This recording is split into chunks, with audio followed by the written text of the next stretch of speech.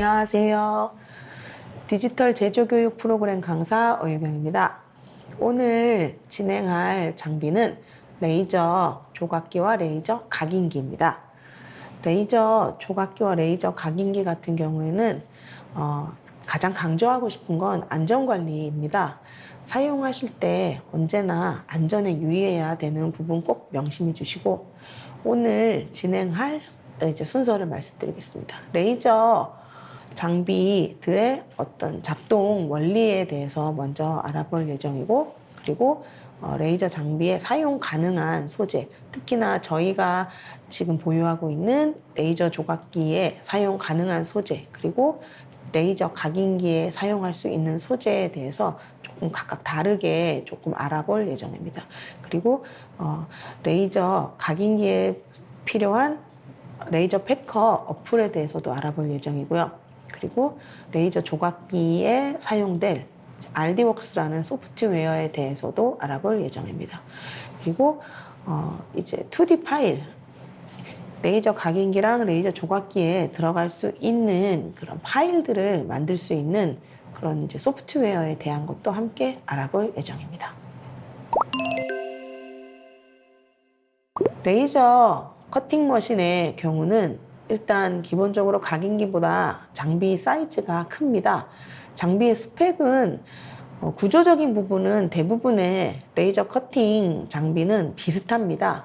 근데 이제 베드 사이즈라든가 이제 커팅이 이루어질 수 있는 그 바닥면의 사이즈가 보통 장비에 가장 큰 차이점이 있고, Z축 높이가 얼마나 되는가 그 부분도 장비 스펙에 영향을 많이 미칩니다.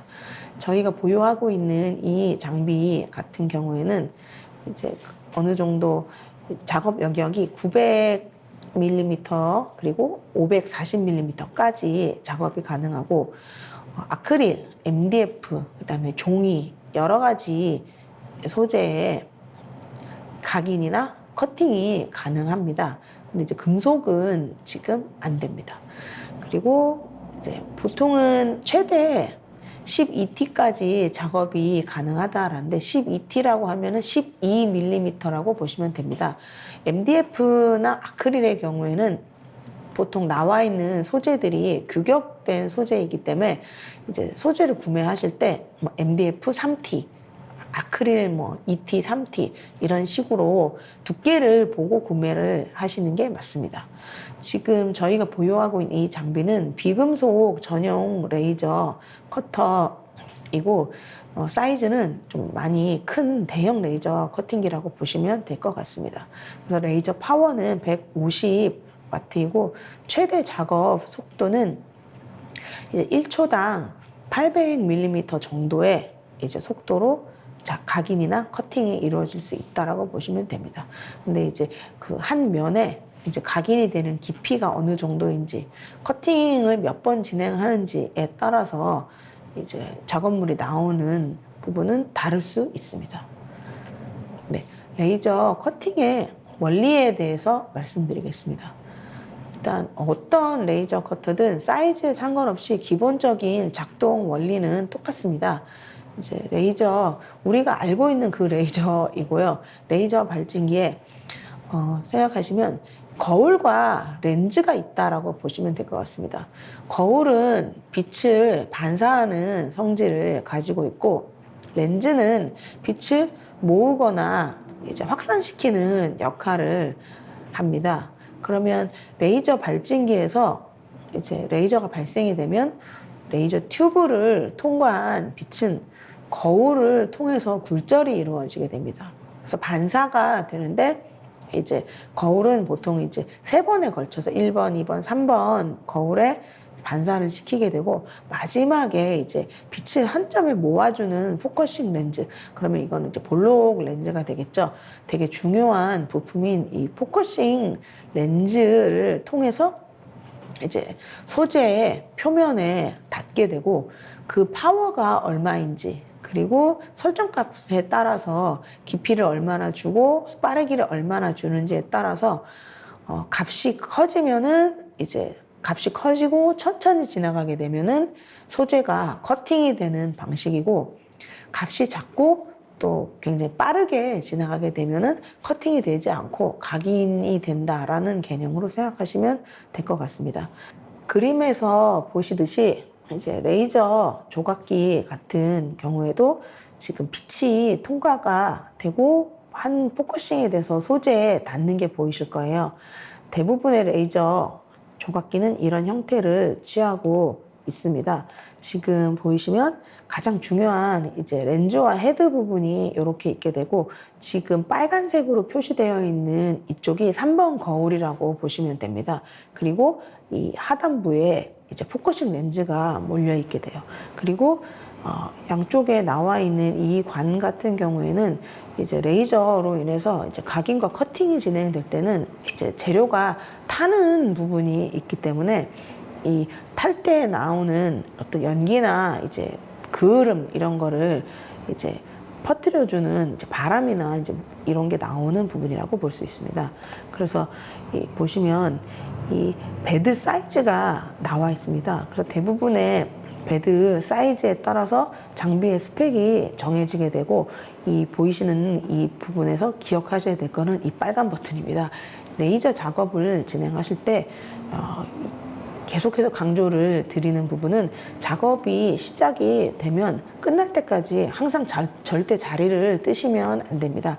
3D 프린터나 다른 장비의 경우에는 이제 출력이 진행되거나 이럴 때 이제 슬라이싱이 시작되고 출력이 돼서 이제 레이어가 쌓이기 시작하면은 보통은 이제 작업이 끝날 때까지는 보통 자리를 떠도 크게 상관은 없습니다. 근데 이제 레이저 커터의 경우에는 처음부터 끝까지 반드시 작업 진행 상황을 지켜보셔야 되고, 이제 화재 위험이 있기 때문에 언제나 이 빨간 버튼이 긴급 정지 버튼입니다. 이 긴급 정지 버튼을 항상 유념해 두셔서 이제 급작스러운 일이 있어서 이제 스파크가 일거나 아니면 그을음이나 이런 걸로 이제 불티가 튈 수 있습니다.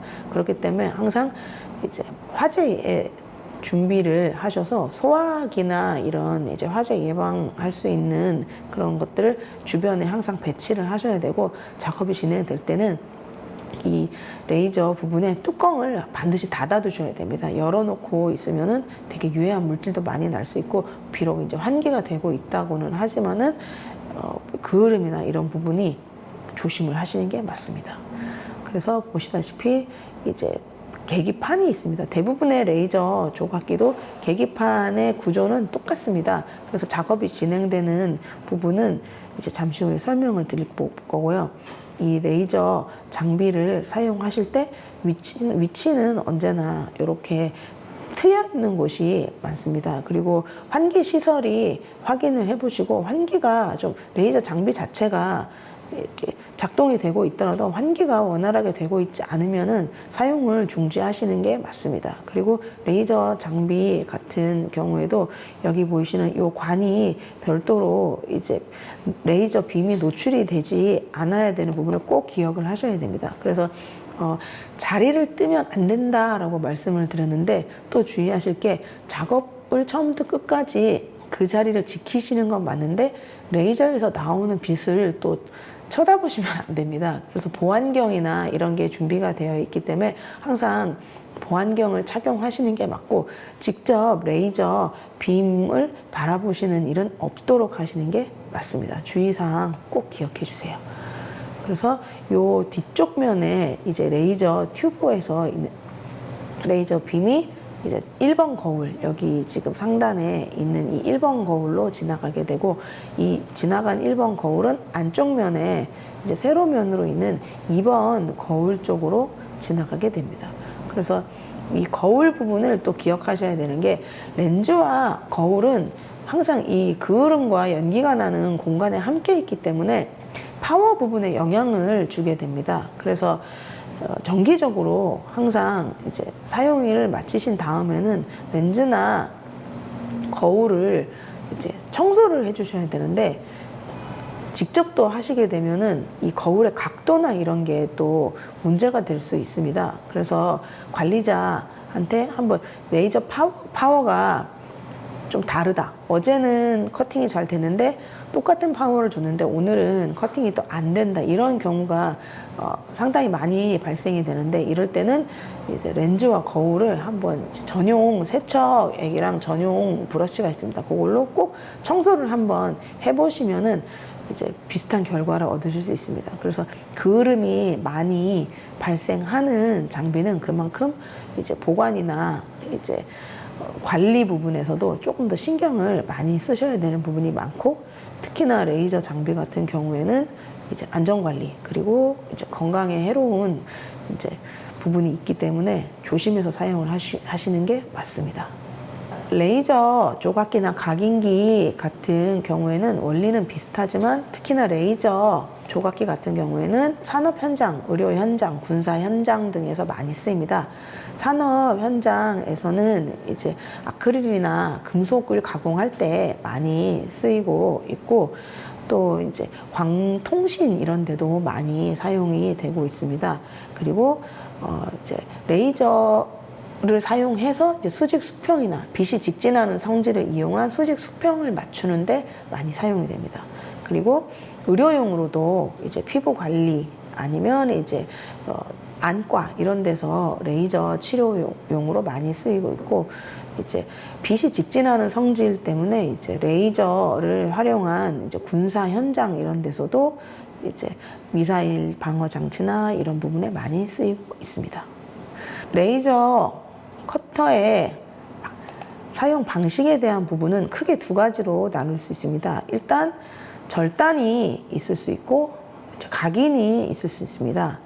레이저에서 헤드 부분에서 빛이 나오는 거는 똑같습니다. 근데 이제 소재를 관통할 수 있는 파워를 가지게 되면 그 부분은 이제 절단이라고 보시면 되고, 이 파워가 약하거나 빛이 스피드나 속도가 다른 경우에는 이렇게 흠집이 나게 되면은 그거는 각인이라고 보시면 됩니다. 그래서 여기 영상에 나와 있는 부분처럼 이제 실제로 커팅과 각인이 어떤 식으로 되는지 보시면 알 수 있을 것 같습니다.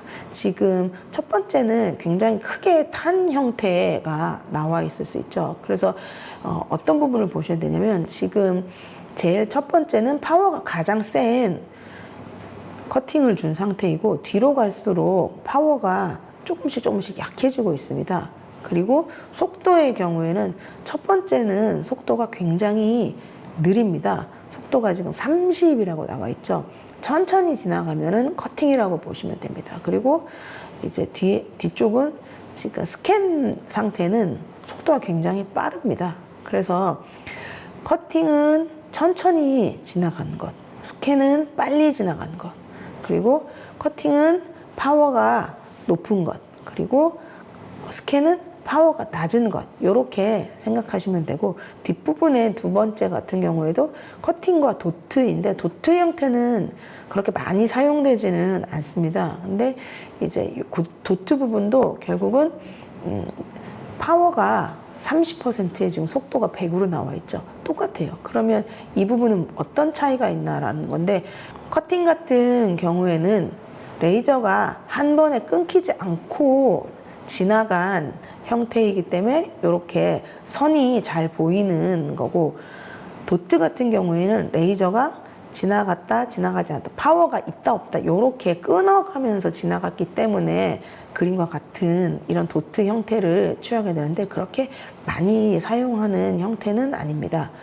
가공해야 되는 소재의 특징과 물성에 따라서 어떠한 방식을 사용해야 되는지 다르게 조건을 설정해 주시는 게 맞습니다. 그래서 커팅이 필요한 곳, 스캔이 필요한 곳, 그 다음에 도트가 필요한 것, 이렇게 구분해서 소프트웨어 설정을 해주시면 됩니다. 그래서 레이저 가공을 위해서는 이렇게 4가지 단계를 진행을 하게 되는데, 똑같습니다. 레이저 가공 같은 경우에도 결국은 파일이 필요하기 때문에 이 파일을 만들어주는 모델링 과정이 필요하고, 그리고 장비가 이해할 수 있는 파일 형태로 바꿔주는 이 출력을 설정해주는 소프트웨어를 한번 거쳐야 됩니다. 저희가 오늘 진행할 소프트웨어는 이제 레이저 커팅기의 경우에는 RD웍스라는 소프트웨어를 사용할 예정이고, 레이저 각인기의 경우에는 레이저 패커라는 어플을 사용할 예정입니다. 이렇게 출력 설정을 맞춰놓은 파일이 준비가 되면 각각의 장비에 또 세팅이 필요합니다. 보통 3D 프린터나 다른 장비들은 그대로 항상 준비가 되어 있는 상태가 많은데 각인기나 조각기의 경우에는 항상 전원을 완전히 껐다가 사용을 할 때 다시 전원을 켜서 기본 세팅을 맞춰두는 방식을 취하기 때문에 장비를 처음에 전원부터 다시 세팅하는 게 필요합니다. 그리고 또 언제나 중요한 가장 위험한 장비 중에 하나이기 때문에 안전관리가 필요합니다. 그래서 2D 도면이 가장 먼저 우선되어야 된다라고 말씀을 드릴 수 있습니다. 그래서 이 2D 도면을 제작하는 방법은 사실 이제 인터넷에 무료로 배포되어 있는 여러 가지 파일을 받아서 사용하셔도 되고, 아니면 그 파일을 재가공을 하셔도 되고, 아니면 이제 무료로 사용할 수 있는 이제 잉크스케이프나 여러 소프트웨어들을 사용하실 수 있고, 아니면 일러스트라든가 캐드라든가 이런 전문적인 유료 소프트웨어를 사용하실 수도 있습니다. 그래서 모델링을 위한 프로그램에 대해서 잠시 설명을 드리면, 지금 벡터 방식과 비트맵 방식에 대해서 조금 설명을 드리겠습니다. 지금 보이시는 이 A라는 글자를 보시겠습니다. 지금 잘 보시면은 비트맵 방식의 A는 약간 선명하지 않고 글씨가 약간 깨져 있는 게 보이실 거예요. 모든 컴퓨터가 인식하는 거는 다 점입니다. 점은 맞는데 이 벡터 방식의 경우에는 이 점선으로 이루어진 이미지가 계속 확대해도 형태를 그대로 유지하면서 깨지지 않는 게 벡터 방식입니다.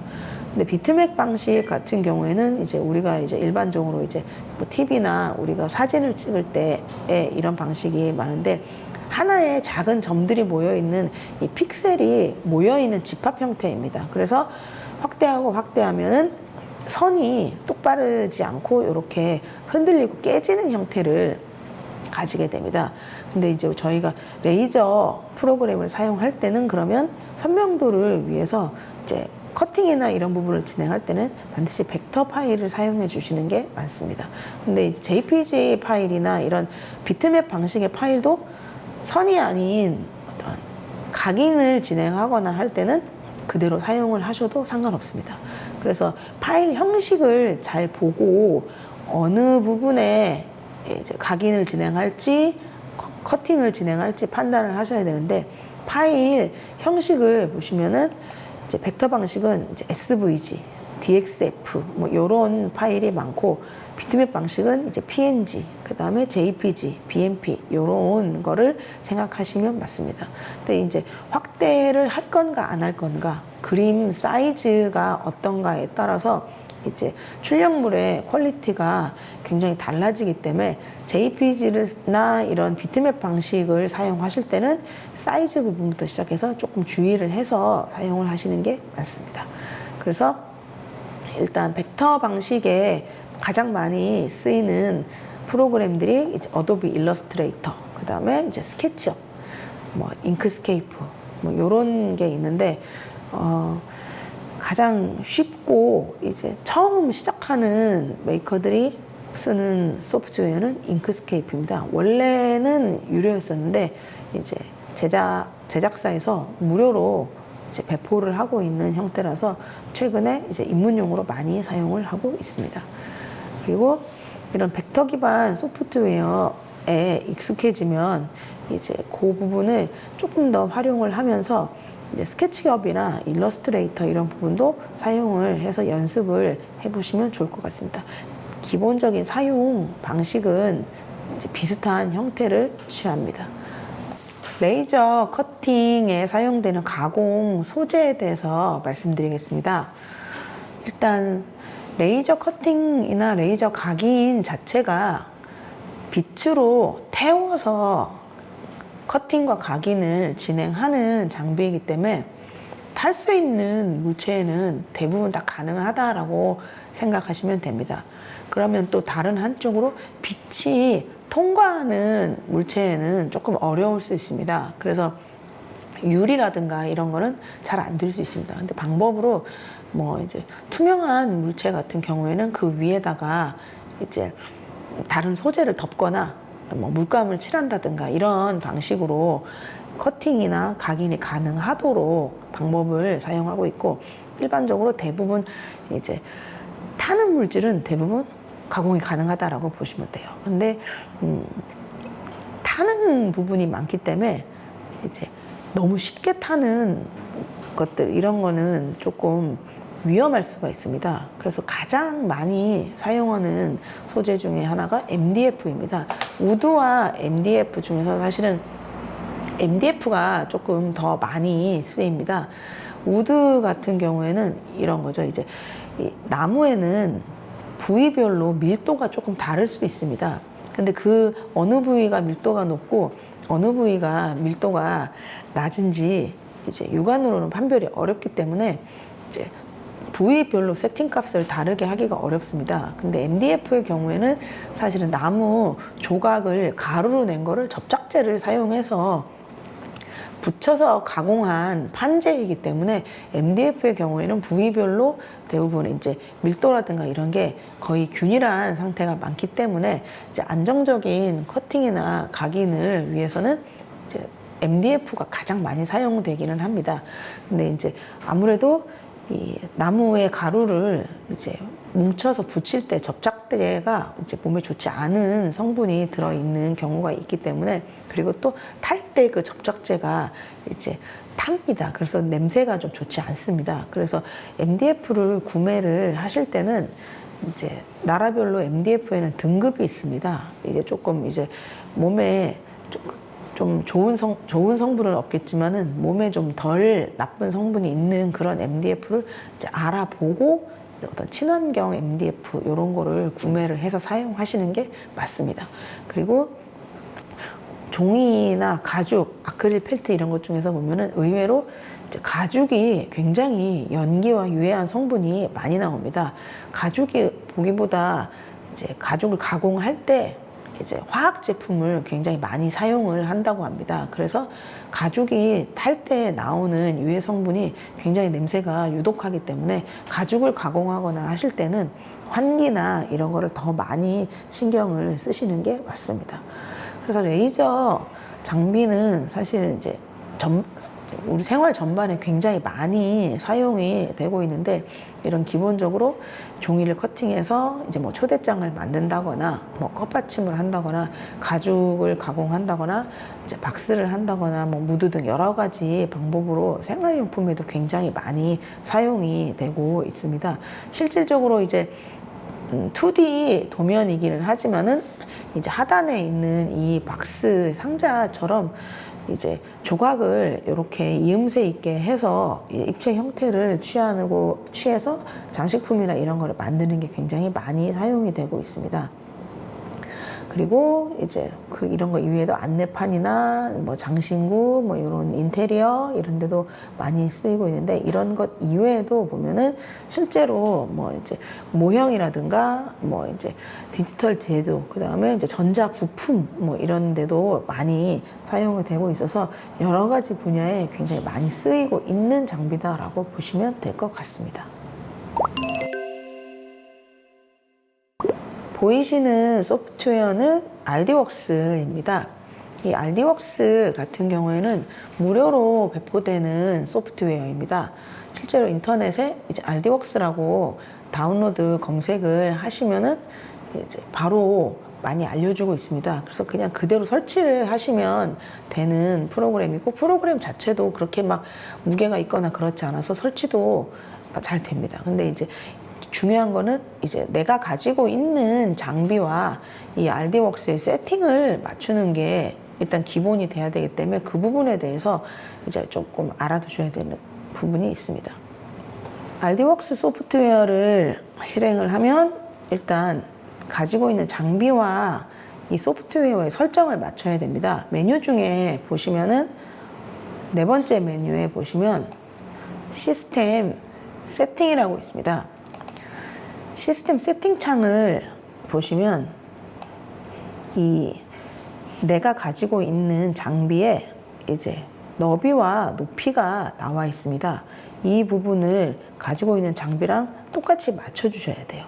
그리고 하나 반드시 기억해야 될 게 여기 호밍 포지션하고 레이저 헤드 부분이 있습니다.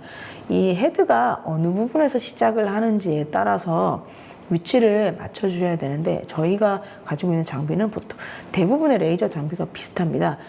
오른쪽 상단에 맞춰 주셔야 돼요. 근데 처음에 RD웍스 소프트웨어를 실행할 때는 이 부분이 그렇게 설정이 안 되어 있는 경우가 상당히 많습니다. 그래서 세팅을 맞추실 때 이 소프트웨어 세팅을 창을 열어서 이 포지션을 오른쪽으로 여기 두 개를 체크를 해 주셔야 되고, 위쪽도 맞춰 주셔야 되고요. 그리고 이 바닥 사이즈를 내가 가지고 있는 장비랑 맞춰주는 작업이 반드시 필요합니다. 그게 완성되면 창을 닫아주시면 됩니다. 그러면 여기 보이시는 이 바닥면이 이제 작업 바닥면이라고 보시면 됩니다. 마우스 사용은 거의 흡사합니다. 또 마우스 휠이 있어야 이제 사용하기 편한 소프트웨어이고, 휠을 이제 당겼다 밀었다 하면서 이렇게 진행이 가능합니다. 그리고 이제 2D 소프트웨어이기 때문에 회전은 안 됩니다. 그리고 이제 오른쪽 버튼과 이제 왼쪽 버튼 똑같이 사용하는 부분은 같습니다. 그래서 보시면 지금 요 오른쪽 상단 쪽에 보면 원점이 나와 있습니다. 그래서 이 빨간색 점의 위치가 레이저 헤드가 시작되는 시작점이라고 보시면 될 것 같습니다. 그래서 이 세팅을 먼저 맞추는 게 우선입니다. 그러면 나머지 도구들을 살펴볼 건데, 일단 기억하셔야 될 게, 이 벡터 파일 같은 경우에도 마찬가지고 뭐든지 다 직선이든 면이든 선이든 다 모두 점으로 이루어져 있습니다. 이 많은 점들이 이루어져 있는데, 이 점을 편집을 하거나 서로 잇거나 줄이거나 하는 방법으로 가장 매끈한 절단면이나 이제 각인면을 만드는 게 제품의 퀄리티에 크게 영향을 미치게 됩니다. 그래서 오른쪽에 보시면은 여기는 장비의 파워나 이제 속도 부분을 맞추는 부분이고, 이 왼쪽 메뉴를 보시면은 이제 그리기 메뉴 부분이 여기 들어 있습니다. 그래서 첫 번째 보시면은 이제 마우스 기다리면은 메뉴에 설명이 뜨죠. 셀렉트 있고, 그 다음에 노드에 관한 부분이 있습니다. 그리고 그리기 부분이 있죠. 선을 그리거나 이제 다각형을 그리거나 커브를 그리거나 하거나 여러 가지 도형이 있는데, 일단 임의로 하나 제가 원을 한번 그려보겠습니다. 원을 선택하고 아무렇게나 그리셔도 돼요. 그러면 선택하면 이렇게 나와요. 그러면 여기서 기억하실 게, 이제 처음에 레이저가 시작되는 부위가 이렇게 연두색 네모로 표시가 되어 있습니다. 왼쪽에 있는 메뉴 중에서 원을 그려봤습니다. 보시면 장비의 첫 원점은 지금 빨간색 점으로 오른쪽 상단에 표시가 되어 있습니다. 이 위에 저희가 지금 도형을 그리고 나면 연두색 점으로 이 작업물의 시작점이 표시가 됩니다. 그래서 레이저 작업 스타트를 하게 되면 레이저가 요 면에, 요 연두색 점에 먼저 위치를 하게 됩니다. 그러면 이제 원을 따라서 컷을 진행을 하게 되겠죠. 그럼 기억을 하실 게, 지금 하나의 선을 그리자 지금 오른쪽 메뉴에 지금 검정색 레이어가 하나 생성이 됐습니다. 색깔은 하단에 있는 색깔은 크게 사실은 의미가 없어요. 제가 한번 임의로 초록색으로 바꿔보겠습니다. 선이 초록색이 되니까 오른쪽 메뉴의 레이어 색깔도 초록색이 됐습니다. 그러면 제가 임의로 또 다른 원을 하나 그려보겠습니다. 약간 이해를 하셔야 되는 게, 지금 이 아래쪽에 있는 원은 제가 빨간색으로 그려보겠습니다.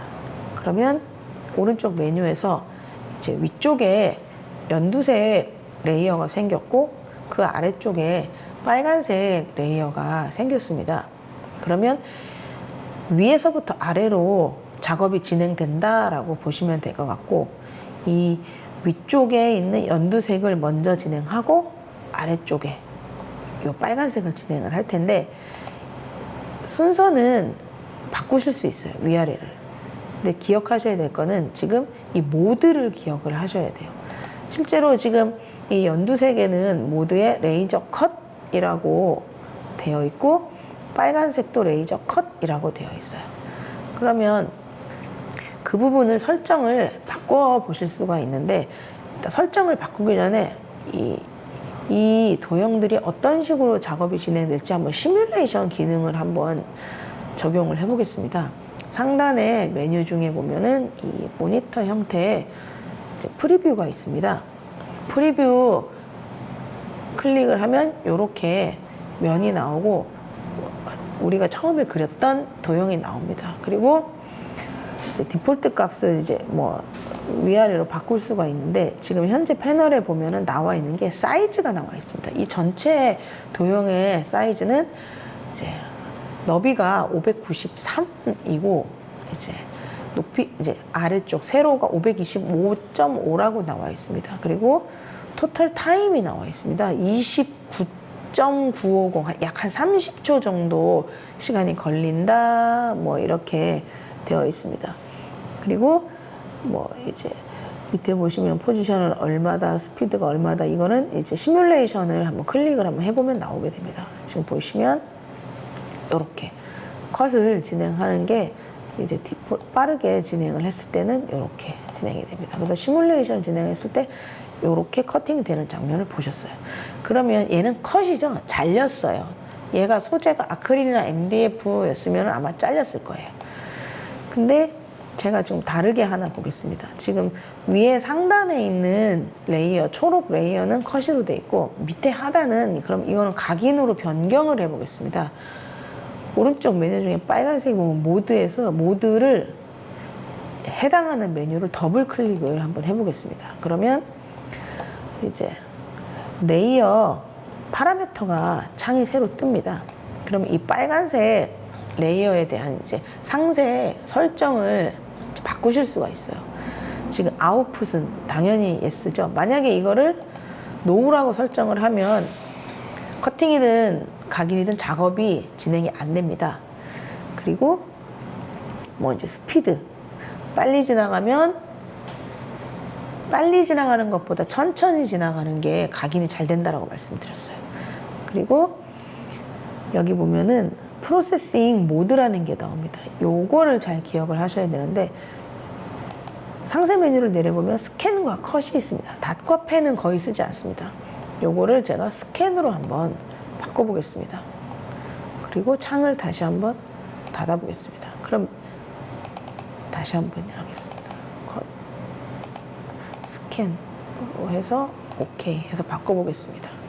그러면 도형 자체의 형태는 지금 변함이 없습니다. 근데 모드에 보시면 초록색은 컷이고 빨간색은 스캔입니다. 두 개의 도형을 시뮬레이션을 다시 해보겠습니다. 화면에 보이시는 것처럼 위쪽 도형과 아래쪽 도형이 형태가 달라졌습니다. 위쪽은 저희가 컷을 줘놓은 상태고 아래쪽은 스캔을 줬어요. 한번 시뮬레이션을 하면은 밑에가 먼저 되죠. 대부분의 설정이 이렇게 되어 있어요. 위쪽에 레이어가 있어도 각인이 생겨나게 되면은 각인을 보통 먼저 진행을 한 이후에 마지막에 커팅을 하는 게 대부분의 레이저입니다. 왜냐하면 만약에 컷을 했다 그러면 잘렸죠. 잘린 거 위에다가 각인을 진행하게 되면 흔들립니다. 그래서 약간 이제 처음에 의도했던 그 장소나 형태에 문제가 될 수 있거든요. 잘리고 난 뒤에 각인을 새기는 거는 이제 위험할 수 있기 때문에 보통은 각인을 먼저 해서 이제 이미지를 넣거나 그 작업을 먼저 진행한 이후에 마지막에 컷을 진행하는 게 맞습니다. 그래서 각인 속도가 지금 굉장히 느리죠. 면이기 때문에 처음에 컷선만 2개 들어갔을 때는 금방 되죠. 근데 지금 이 부분에 각인이 들어가니까 지금 어때요? 굉장히 천천히 각인이 진행되는데 실제 지금 시간도 지금 어떻습니까? 토탈 타임이 이만큼 걸립니다. 상당히 오래 걸려요. 그래서 2분 23초 길게 걸립니다. 그래서 각인을 넣을 때도 각인 값에 대한 조정도 필요합니다. 그래서 요거는 창을 닫겠습니다. 네, 그래서 색깔은 크게 의미가 없다고 말씀드렸어요. 그래서 지금 이동 부분을 이제 설명을 드릴 건데 보시면 지금 이 바닥면 위에 두 개의 도형이 있고 위에 거는 컷이 들어갔고 밑에 거는 스캔이 들어갔다라고 말씀드렸습니다. 그러면 이 각각의 도형 위에다가 한번 글씨를 한번 넣어 보겠습니다. 왼쪽에 메뉴 중에 쭉 내려가면 텍스트라고 있습니다. 보통은 이런 도형 위에다가 뭐 이제 구멍 같은 거를 넣고 텍스트 넣거나 해서 이제 고리나 이런 걸 만들죠. 이렇게 텍스트 열어서 클릭을 하면 이렇게 창이 떠요. 그러면 상단에 폰트가 있고 뭐 나오는데 임의로 뭐 제가 하이 뭐 이렇게 한번 넣어 보겠습니다. 그러면 아래쪽에 보면은 뭐 이렇게 높이가 나와 있죠. 8mm 뭐 월스 뭐 이런 게 나와 있는데 일단 넣어서 조정도 가능합니다. 그리고 폰트 같은 경우에는 이게 각인이 들어가냐 컷이 들어가냐라고 할 때 따라 사용하는 폰트들이 다를 수 있는데 가능하면 조금 볼드하고 굵은 폰트를 사용하시는 게 좋습니다. 오케이 해서 한번 눌러보겠습니다. 안 보이죠? 되게 작은 거예요. 그렇지만 여기 사이즈를 조절점을 해서 크게 키우실 수 있어요. 그러면 이렇게 나왔어요. 안에다가 한번 하이라고 넣어보겠습니다. 이렇게 넣었어요. 그러면 색깔은 지금 또 임의로 바꿀 수 있다라고 말씀을 드렸어요. 지금 초록색, 빨간색이 있으니까 요거는 제가 그러면 파란색으로 바꿔보겠습니다. 그럼 파란색 레이어가 생겼어요. 그러면 이 파란색은 지금 초록색이 컷이기 때문에 얘는 모드를 더블 클릭해서 바꿔서 스캔으로 바꿀 수 있겠죠. 그래서 하이는 글씨는 스캔으로 진행. 그리고 나머지 메뉴들은 비슷합니다. 뭐 정렬을 맞춘다거나 이럴 때 마우스로 드래그해서 뭐 이 두 개를 상단에 보면 정렬 메뉴가 있습니다. 여기 보면 왼쪽, 오른쪽, 뭐 위, 아래, 가운데, 뭐 센터 뭐 이렇게 있는데 이렇게 가운데로 한번 제가 맞춰보겠습니다. 두 개를 가운데로 맞췄어요. 이렇게 해서 요거는 파란색은 각인을 넣었어요. 그럼 복사나 이런 메뉴도 똑같이 가능합니다. 뭐 우리가 알고 있는 단축키 컨트롤 C, 컨트롤 V 가능하죠? 그러면 다시 얘는 밑으로 한번 내려보겠습니다. 그럼 이 글씨의 경우는 지금 하단에 파란색이죠. 요거는 색깔을 또 제가 한번 바꿔보겠습니다. 요거는 검정색으로 해보겠습니다. 검정색 레이어가 생긴 게 보이실 거예요. 그럼 여기는 지금 각인이 되어 있는 곳에 들어간 글씨이기 때문에 그대로 각인을 한번 더 하셔도 돼요. 그러면 더 진하게 탄 자국이 남을 수 있어요. 아니면 이렇게 모드를 열어서 스캔 말고 컷으로 한번 오케이를 해보겠습니다. 그러면 총 4개의 레이어가 만들어졌고 구멍도 생겼을 거고 각인 자리도 났을 거예요. 한번 정렬을 요 2개를 한번 가운데 정렬을 맞추고 시뮬레이션을 한번 보겠습니다. 이렇게 됐죠. 컷 잘렸을 거예요. 한번 최고 빠르기로 해서 시뮬레이션을 하면 역시나 각인이 제일 먼저 진행이 될 거예요. 그리고 각인 안에 컷선이 들어가서 글씨 부분은 아마 잘릴 거예요. 그리고 위에는 글씨가 먼저 진행이 되고 테두리가 될 거고 밑에는 테두리가 먼저 진행되고 글씨가 잘리는 이런 각인 먼저 커팅 나중 이런 순서를 취하게 됩니다. 네, 그러면 우리가 이 안에서 도형도 만들었고 텍스트도 넣어봤어요. 그럼 이거를 이제 장비로 보내야 되는 과정이 필요합니다. 근데 보통 이제 선을 사용해서 보내기도 하고 또 블루투스로 보내기도 하는데 대부분은 아직 USB에다가 파일을 담아서 사용을 하게 돼요. 근데 이제 USB에다 담은 파일은 수정이 안 되죠. 그러면 RD웍스 파일로 한번 저장을 하고 RD웍스 파일 저장한 걸 나중에 다시 또 수정을 하는 방법도 가능합니다. 근데 한번 이제 장비에 넣는 파일은 뭐 글씨 위치를 바꾼다든가 이런 거는 조금 어렵게 되겠죠. 그래서 일단 오른쪽에 하단에 보시면은 레이저 워크라는 메뉴가 보이실 거예요. 장비랑 RD웍스가 바로 연결되어 있는 곳들도 있습니다. 그런 데는 여기 보면 스타트 메뉴가 있습니다. 스타트 메뉴를 클릭을 하시면 바로 작업이 진행돼요.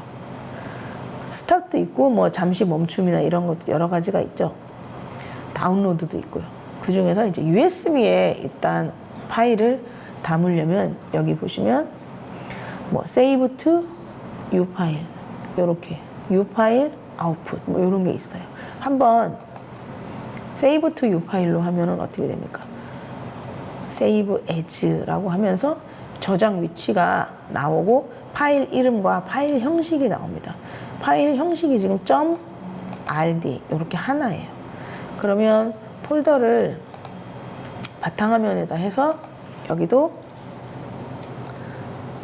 샘플 SAMPL 샘플 2번이라고 해보겠습니다. 그래서 샘플 2 저장을 한번 해보겠습니다. 그러면 이 파일이 석세스 됐어요. 작업한 파일을 그래서 USB에 담기 위해서 이 파일로 저장을 해봤습니다. 그러면 여기서 추가적으로 또 설명을 드릴 게 노드에 대한 부분을 설명을 드리겠습니다. 면이든 선이든 다 점으로 이루어져 있습니다. 그 점들을 이제 편집을 할 수 있는 기능이 있습니다. 실제로 여기 보면은 에디트 노드라고 되어 있는데 보시면은 이 원은 하나의 선이죠. 근데 이 선 안에다가 에디트 노드 메뉴라고 왼쪽에 두 번째 메뉴를 선택을 하면 화살표 모양이 바뀌어요. 그러면 선 위에 제가 임의로 한번 점을 찍어 보겠습니다. 그러니까 점들을 찍었어요. 그러면 여기에 새로운 선 위에 점이 하나 생긴 거예요. 그러면 이 점을 임의로 편집을 하실 수가 있어요. 점의 위치를 바꾼다거나 이런 걸로 점 편집이 가능해져요. 실제로 지금 점이 있죠. 이 점을 위치를 이렇게 바꿔가면서 이 노드의 위치를 바꿔서 도형 전체의 형태를 바꾸실 수가 있어요. 약간 달라졌죠. 그래서 이런 부분도 진행이 가능하다라고 기억을 해주시면 돼요. 그래서 우리가 어떤 형태를 가져왔을 때 반드시 그 형태 이외에 다른 형태가 필요할 때 이때는 노드를 편집을 하는 부분이 가능하다. 그러면 지금 이 검정색 글씨 부분 같은 경우에도 노드로 이루어져 있겠죠. 이 검정색 글씨도 임의로 바꾸실 수가 있어요. 그리고 테두리 부분의 원도 내가 선택을 해서 바꾸실 수가 있고, 바꾼 상태에서 뭐 예를 들어서 뭐 이동을 한다, 이동 메뉴를 가지고 이동하고, 그래서 임의로 노드를 편집을 해서 처음에 가지고 있던 형태랑 다른 형태를 만들어서 파일을 작성하실 수 있습니다. 자, RD웍스 소프트웨어를 열어서 기존에 작업했던 부분의 파일을 한번 보겠습니다. 그러면 임포트 메뉴를 열어보면 처음에 저장했던 샘플 파일이 있습니다. 그 샘플 파일에 이렇게 미리 보기가 보이시죠?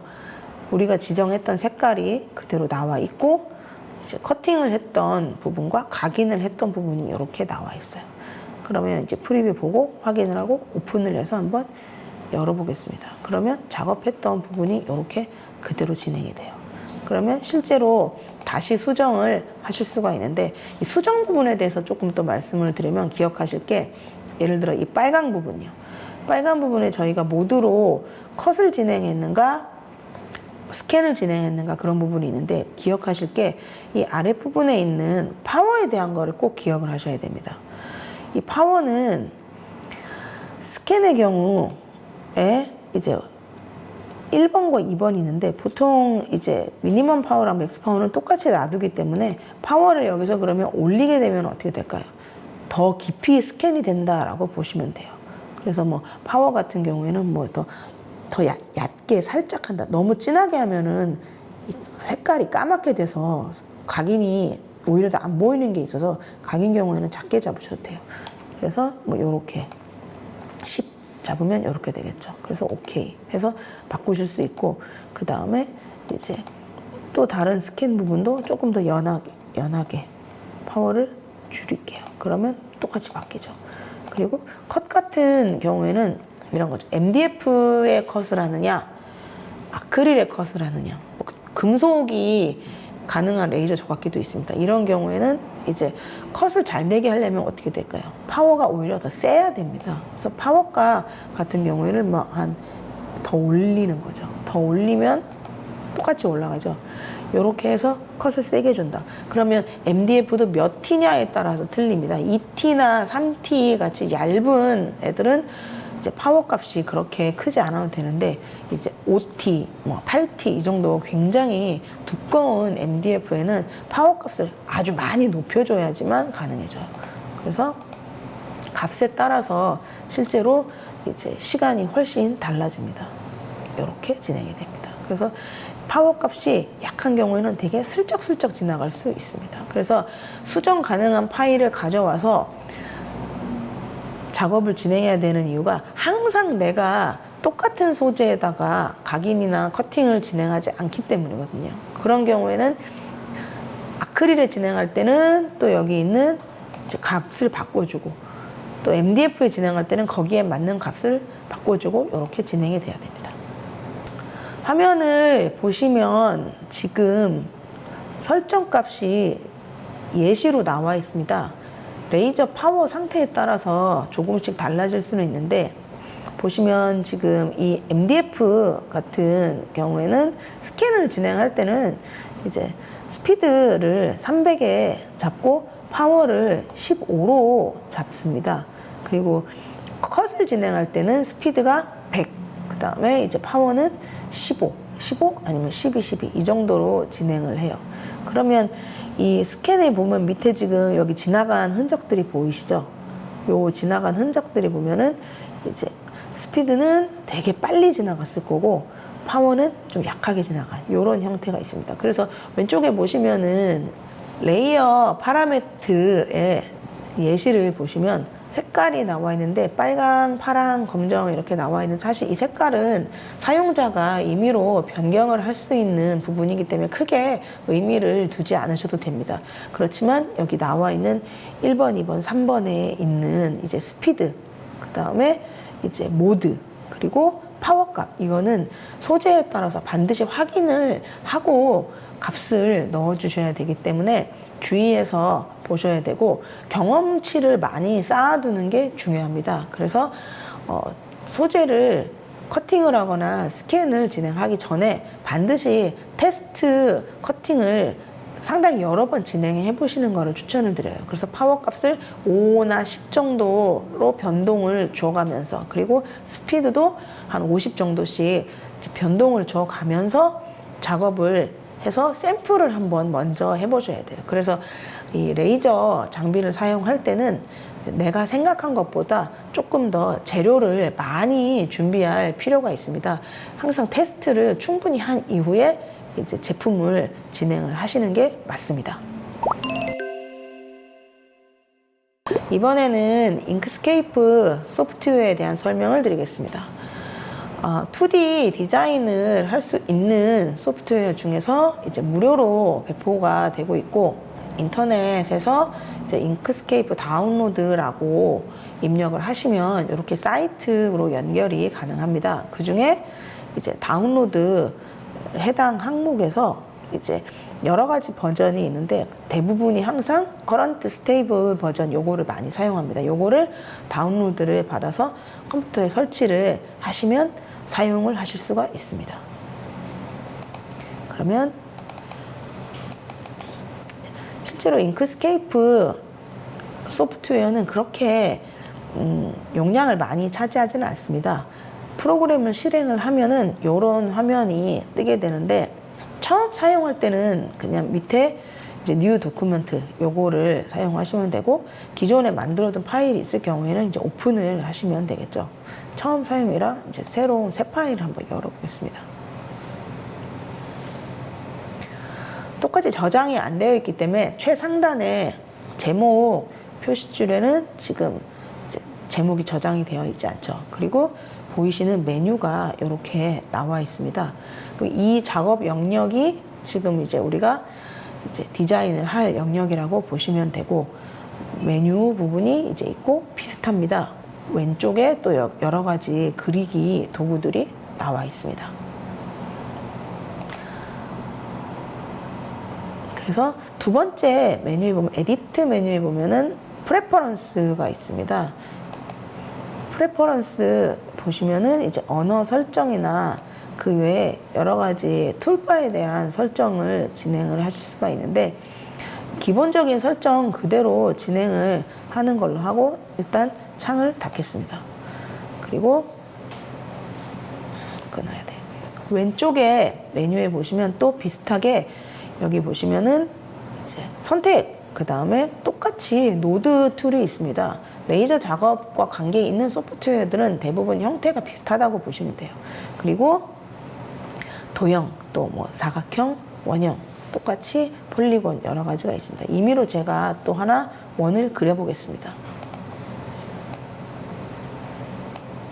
네, 원을 그리면 색깔이나 이런 거는 또 그대로 또 변경을 하실 수가 있어요. 상세 설정은 또 오른쪽 메뉴에 보시면은 레이어에 대한 거, 그다음에 페인트, 칠하기, 뭐 그다음에 여러 가지 이제 오브젝트에 관한 게 나와 있습니다. 일단 색깔 같은 경우에는 뭐 안에 뭐 무슨 색으로 칠하는가 뭐 이런 거 선택을 해서 컬러나 이런 거를 지정을 하실 수가 있습니다. 선택 잡고 채우기 뭐 메뉴를 뭐 내가 원하는 색깔로 바꿔주실 수가 있습니다. RGB 메뉴에서 뭐 빨강 이런 식으로 바꾸실 수 있어요.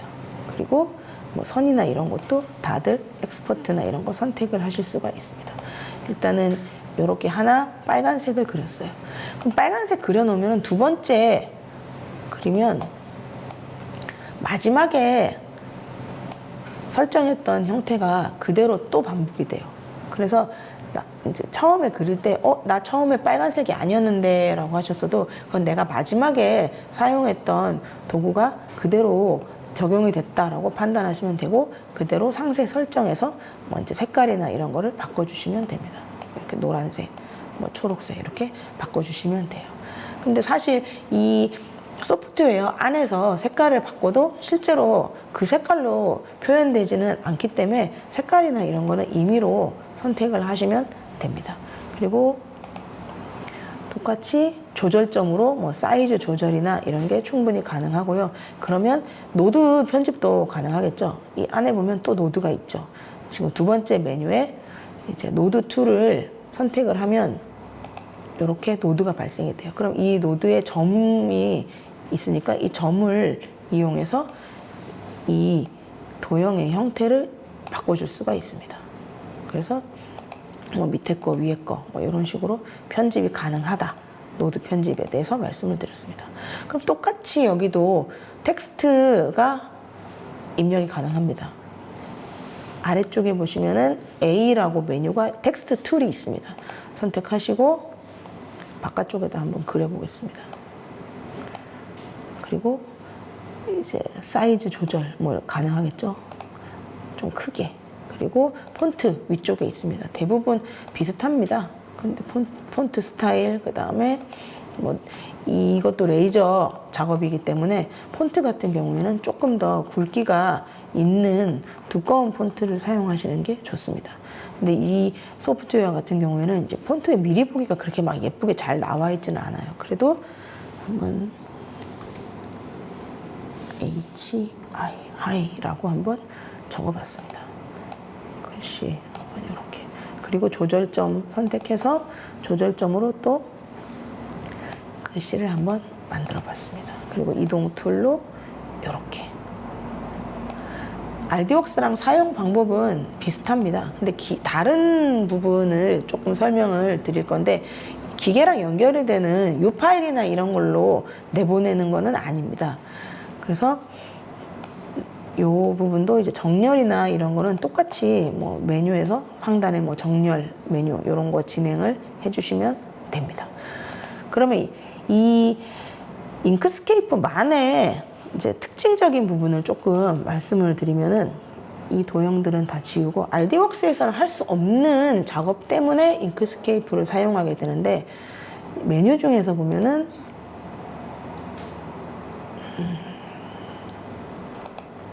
파일에 임포트 불러오기 메뉴 중에서 제가 임의로 저장해 놓은 이미지를 한번 불러와 보겠습니다. 여기 보면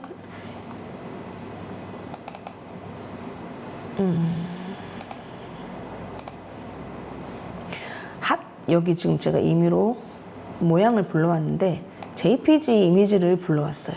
그러면 여기 보면 창이 뜨면서 JPG를 이제 비트맵 이미지를 임포트하는 기능이 있어요. 설정 안 바꾸시고 그냥 OK 해보겠습니다. 그러면 이미지가 불러와졌어요. 그럼 이 불러온 이미지를 편집을 할 수가 있습니다. 실제로 그러면 제가 한번 가까이 가보겠습니다. JPG이기 때문에 얘는 선도 아니고 면도 아니에요. 그냥 이렇게 그냥 하나의 흰 이미지 안에 지금 검정 그림이 있다라고 보시면 되거든요. 근데 기억하실 게, 이 안에서 우리가 이 형태를 따올 수가 있습니다. 그래서 지금 이 안에서 제가 노드를 한번 눌러볼게요. 그러면 실제로 선택되는 노드는 아무것도 없어요. 없죠. 근데 이 메뉴 중에서 상단에 패스라고 있습니다. 패스 메뉴 중에 세 번째 보면 트레이스라고 있습니다. 지금 이 비트맵 그림 안에서 이제 선을 따올 수가 있습니다. 그래서 기억하실 게, 패스의 트레이스를 따보면 이 이미지에서 선만 따겠다라고 돼 있어요. 그러면 세부 설정을 살짝 한번 바꿔가면서 이렇게 하면은 다 끝까지 가면은 완전 다 딴 거죠. 근데 적당히 내가 원하는 이 게이지를 맞춘 다음에 하단에 어플라이 적용을 한번 눌러보겠습니다. 그러면 하면서 뭔가 노드가 생겼죠. 실제로 그러면 요거를 살짝 옮겨 보겠습니다. 그러면 첫 번째는 그냥 면이에요. 이미지예요. 노드를 눌러도 아무것도 없어요. 근데 두 번째 거는 노드를 누르자 다 많은 점들로 이루어진 하나의 또 다른 객체가 따졌어요. 요게 이제 이 잉크스케이프 소프트웨어의 가장 장점이라고 할 수 있어요. 우리가 이 형태를 선이나 면을 도형을 가지고 직접 그리려면은 시간이 상당히 오래 걸립니다. 근데 이 소프트웨어를 사용하면 이 패스에서 실제로 트레이스 기능으로 내가 원하는 부분에 이 형태를 노드를 딸 수가 있어요. 그러면 노드 편집이 가능하기 때문에 제가 한번 가까이에서 한번 보겠습니다. 예를 들어 이 노드에서 이 라인을 제가 뭐 삭제를 한다. 이 빨간 선택을 해서 점을 하나씩 지워보겠습니다. 그러면 편집을 하면 아까랑은 조금 다른 형태가 됐죠. 위에 없죠. 약간 비교하면 이런 식으로 편집을 통해서 또 바꿔갈 수도 있어요. 두 개가 달라졌죠. 그래서 이 형태를 가지고 이 외곽선만 내보내는 편집 기능이 가능해져요. 그러면 굉장히 복잡한 형태의 텍스트나 도형을 그려야 될 필요가 있을 때는 이렇게 잉크스케이프에서 이미지를 따다가 그린 다음에 이 파일을 저장을 해서 내보내기를 한 다음에 RD웍스에서 장비로 보내는 작업을 진행하는 게 좀 최근에 가장 많이 하고 있는 메이킹 작업입니다. 그래서 3D 프린터도 모델링은 모델링 소프트에서 진행하고 슬라이싱은 슬라이싱 소프트웨어에서 3D 프린터로 이제 진행하는 것처럼 이제 레이저 작업 같은 경우에도 이런 이제 유료 같은 경우에는 일러스트나 캐드나 여러 가지 이제 스케치업이나 이런 걸 사용하고 무료로 이제 잉크스케이프로 이런 형태를 만든 다음에 장비로 보낼 때는 반드시 이제 RD웍스에서 U 파일로 변경을 한 이후에 USB를 통해서 장비에 꽂아서 작업을 진행하는 방식으로 하는 게 맞습니다.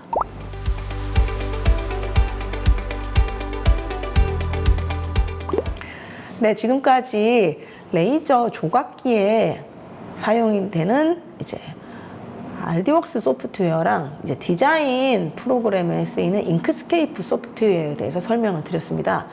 비슷한 원리로 사용되는 이제 레이저 각인기가 있는데 장비의 원리는 거의 똑같습니다. 근데 지금 저희가 보유하고 있는 장비들 중에서 레이저 조각기는 지금 금속을 제외한 MDF, 나무, 종이, 원목, 펠트 여러 가지 소재에 사용이 가능합니다.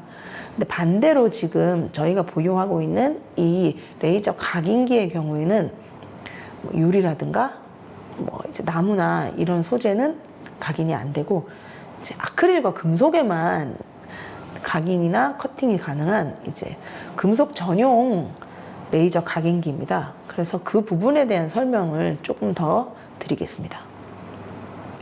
저희가 보유하고 있는 이 레이저 패커 같은 경우에는 이제 각인에 주로 많이 사용이 되고 조금 이제 컴팩트한 사이즈로 휴대가 편리하다는 장점이 있습니다. 그래서 장비의 용도에 보시면은 이제 금속 표면에 특히 많이 사용된다라고 되어 있습니다. 그리고 이제 각인 속도는 이제 초당 6mm 정도.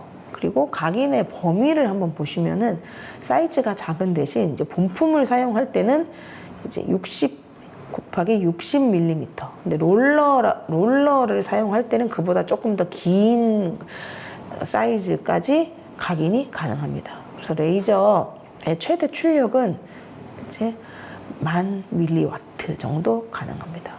그래서 이 각인기 같은 경우에는 되게 휴대가 편리하다는 장점이 있어서 레이저 조각기와는 또 다른 용도로 충분히 활용이 가능합니다. 저희가 보유하고 있는 이 레이저 패커의 경우는 이제 디자인 작업은 여러 가지 소프트웨어, 잉크스케이프나 일러스트나 스케치업 여러 가지를 사용해서 진행을 하시면 되고 이제 장비에 들어가는 파일 자체는 핸드폰 어플로 진행을 하시면 됩니다. 소재 같은 경우에는 레이저 패커 3 같은 경우에는 특별히 금속 부분에 굉장히 각인이 잘 되도록 특화된 장비입니다. 금, 은, 동부터 이제 알루미늄 합금이나 이제 아연 이런 것도 가능하고 플라스틱, 이제 아크릴 부분이나 가죽이나 이제 강판 이런 것도 이제 각인이 가능합니다. 그래서 활용 용도를 보시면은 예시 사진에 보시다시피 금속 부분이 각인이 굉장히 잘 됩니다. 그리고 특징적인 부분으로 롤러가 있기 때문에 평면이 아니라 원형 부분에 원통이나 이런 부분에도 각인이 잘 진행이 되는 장점을 가지고 있습니다. 레이저 패커 장비를 사용하실 때 특히 주의하셔야 될 부분에 대해서 몇 가지 설명을 드리겠습니다. 포커싱 부분인데 이 레이저가 나오는 부분과 이 소재 사이에 높이를 반드시 맞춰 주셔야 됩니다.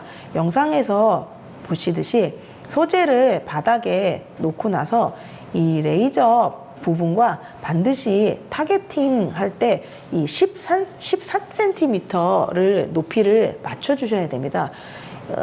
장비의 높낮이를 조정하는 버튼을 사용하셔서 이 부품으로 같이 있는 이 자를 사용하셔서 13cm 높이를 꼭 맞춰 주셔야 됩니다. 미세하게 조금 다를 수는 있어도 기본적으로 요 높이가 맞아야지만 이 제대로 된 각인이 진행이 됩니다. 그래서 영상에서 보시다시피 소재에 따라서 렌즈와 소재 사이에 높이가 다를 수 있습니다. 그때 이제 부품으로 같이 들어있는 자를 사용하셔서 얇은 것과 두께가 있는 것도 이제 렌즈와의 높이 차이는 항상 보시다시피 13cm를 맞춰주셔야 되는 걸 기억해 주셔야 됩니다. 그리고 레이저 패커 3에 금속 각인이 잘 된다라고 말씀을 드렸습니다. 그 부분 관련해서 조금 더 설명을 드리면 저희가 이미지를 각인을 할 때 보통 이제 MDF나 종이나 이런 데에 이런 JPG 이미지를 각인을 하게 되면은 대부분 음영 표시가 잘 안 돼서 형태가 뚜렷하지 않거나 어떤 걸 표현하려고 했는지 잘 모르는 경우가 사실은 상당히 많습니다. 근데 금속의 경우에는 JPG 이미지를 각인을 진행했을 때 이제 농도나 이런 부분을 잘 세팅을 하면은 상당히 훌륭한 퀄리티의 이제 작품을 만드실 수가 있는데, 영상에서 보시는 것처럼 이 레이저 패커 3의 경우에는 이미지를 이렇게 농도를 어플을 통해서 높낮이를 조정을 하실 수가 있어요. 이렇게 각인한 이미지를 조정을 하실 수가 있고, 또 내가 원하는 형태로 보시다시피 이렇게 테두리 설정이 가능합니다. 앨범 설정이 가능해요. 그래서 이렇게 둥그런 형태의 세팅이 가능하면 이 둥그런 형태 안에다가 이미지를 편집을 해서 어플을 통해서 진행을 하실 수가 있습니다. 그래서 이 앨범 안에서 사진을 넣고 사진에 이제 채도나 명도를 조정을 한 다음에 각인을 금속 위에다가 진행을 하게 되면은 보시는 것처럼 되게 깔끔한 형태의 이제 작품을 보실 수가 있는데, 요게 요 장비의 각인 장비의 좀 특장점이라고 할 수가 있습니다. 그래서 저희 레이저 패커 장비를 사용하실 때 이제 2D 디자인 같은 경우에는 이제 무료 소프트웨어인 잉크스케이프 사용 방법을 앞에서 설명을 간단하게 해드렸습니다. 편집한 이미지를 실제로 각인을 진행할 수 있도록 레이저 패커 어플을 사용해서 진행하는 걸 설명을 드리겠습니다. 레이저 패커 장비를 사용하기 위한 레이저 패커 어플에 대해서 설명드리겠습니다. 어플을 여시면 이렇게 간단한 메뉴가 나옵니다. 일단 방식은 블루투스 연결을 사용해서 기계와 어플이 이제 파일을 보내는 방식을 하고요. 보시면 지금 크게 4개의 메뉴가 있습니다. 지금 이미지를 넣을 수 있는 곳과 직접 촬영을 할 수 있는, 그리고 텍스트를 넣을 수 있는 곳, 그 다음에 소재 설정을 할 수 있는 크게 4가지 메뉴가 있습니다. 첫 번째 메뉴부터 한번 진행해 보겠습니다. 사진을 선택을 하면 카메라에 저장되어 있는 이미지들이 나옵니다. 첫 번째 있는 이미지를 한번 선택을 해서 해보겠습니다. 그러면 이 강아지 형태가 나오는데, 이 부분이 하단에 보시면 이제 다양한 형태로 변환이 가능합니다. 일단 첫 번째 프린트 같은 경우에는 이제 외곽선 부분이 많이 나오고요. 아래쪽에 게이지를 보고 이제 안으로 밖으로 밀면서 최적의 상태를 한번 찾아보시는 게 좋습니다. 그리고 순서대로 한번 진행을 해보면 G코드 같은 경우에도 이렇게 G코드 같은 경우에는 이렇게 레이어가 나옵니다. 이미지 안에 지금 이렇게 레이어가 하나씩 있는데 최대로 높여놓으면 이제 안 보이죠? 이런 이미지. 아니면 흑백 이미지 같은 경우에는 이제 흑과 백 2가지로 나눠져 있어서 좀 구분이 어려운데, 아래쪽에 게이지를 이동을 시켜보면은 이렇게 내가 원하는 형태로 이렇게 변환이 가능합니다. 그리고 약간 명암을 주는 부분에는 이제 이렇게 또 다른 흑백 이미지가 있고, 스탬프 같은 경우에는 이제 정말로 스탬프용이라서 이제 선이 오히려 이제 음각으로 파이게 되고 이제 바깥의 배경 부분이 검은색으로 나타나게 됩니다. 이런 식으로 내가 가장 원하는 이미지가 어떤 건가 한번 확인을 해보시고 최적의 상태를 한번 찾아서 이 정도가 좋겠다 할 때 이제 체크를 선택해 주시면 돼요. 그러면 지금 이 이미지를 저희가 선택을 해봤고, 이 안에서 또 편집도 살짝 가능합니다. 예를 들어 지금 이 안에 이제 사이즈 부분에 절단 부분이 있고 지우개가 있고 글씨도 넣을 수 있는데 한번 일단 절단 메뉴를 한번 선택을 해 보겠습니다. 그러면 이제 자유 형태냐, 뭐 정사각형이냐, 이제 둥근 모양이냐, 뭐 이렇게 했을 때 예를 들어 뭐 둥근 모양인 경우에는 뭐 조금 이렇게 내용을 늘린다든가 이렇게 게이지를 늘려서 약간 늘려보겠습니다. 이렇게도 가능하네요. 선택해보고요. 또 지우개 메뉴를 사용하게 되면은 내가 원하는 부분에 약간 뭐 얼룩이 있다면 이렇게 살짝 지우는 거나 뭐 이렇게 아니면 뭐 취소 이런 식으로 지우개 메뉴도 사용할 수 있고 텍스트 같은 경우에도 이 안에다가 이제 클릭해서 뭐